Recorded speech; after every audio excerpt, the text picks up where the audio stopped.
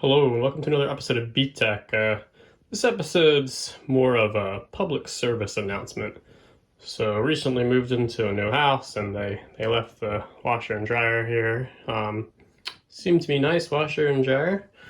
We went to use the dryer. Wasn't really working. It was getting hot, but it really seemed like it couldn't exhaust the damp air from it, so it wouldn't dry.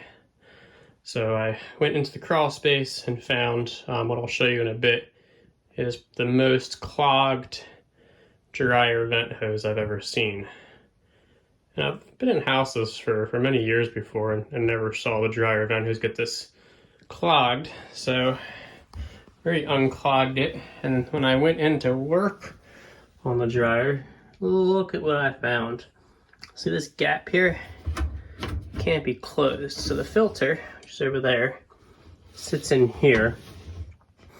This huge gap here, there's a bunch of lint that was just bypassing it, just filled up the system. So I said, why is there a big gap here?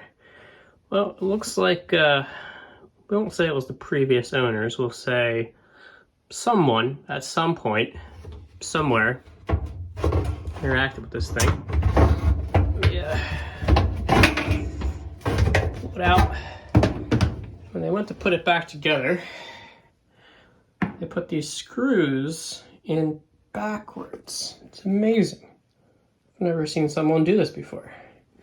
So they're supposed to come in from over here, go through, and then hook onto the sheet metal there to close the gap, and then this gasket around here makes the seal.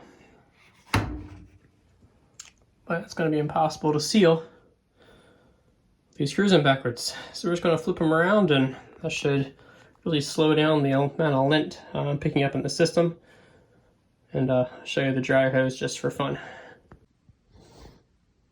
Alright, I reversed the screws around, put it back in. You can see gap's gone, so hopefully we don't have the same problem that the previous owners did. Alright, let's go check out the dryer hose.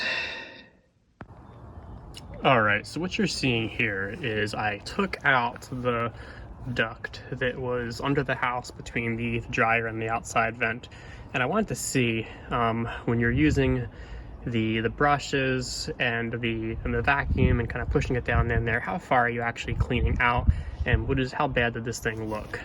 So as you can see, this thing looked pretty bad. It's basically almost 100% occluded, and on this side here, this was the side that I had access to from the in-house, and I was jamming the vacuum down in there, thought I was pulling stuff up, and you can see it's quite clean right there, but not even maybe a foot in there, you can see we're basically almost completely occluded again. And I cut this section off right here, and as you can see, it's almost 100% occluded.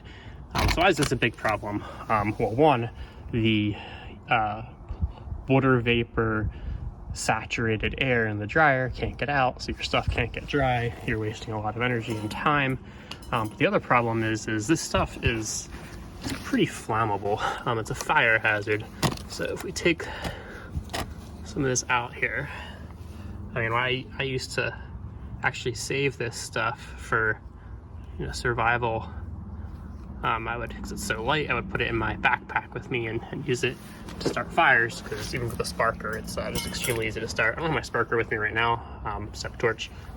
It's kind of funny to have a torch around, but nothing else, but just watch how flammable this stuff is. Just instantly burns. Now, just took some lint out of the dryer. Looks like somebody was drying a green sweater. Not sure it really matters. Probably works the same if you have a blue sweater, but a lot of people probably don't realize how flammable dryer lint is. So if they just light some on fire on my bench here that I use for welding, just to show why it's important to keep your dryer system clean.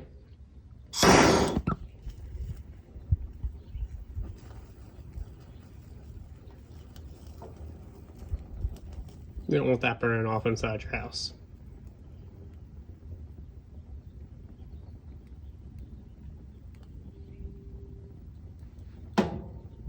especially synthetic materials. Kind of see it's kind of like plastic melting together. Kind of smells like burning plastic too.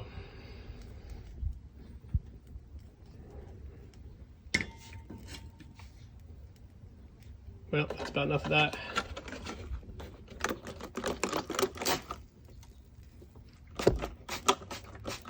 Let's grab some water.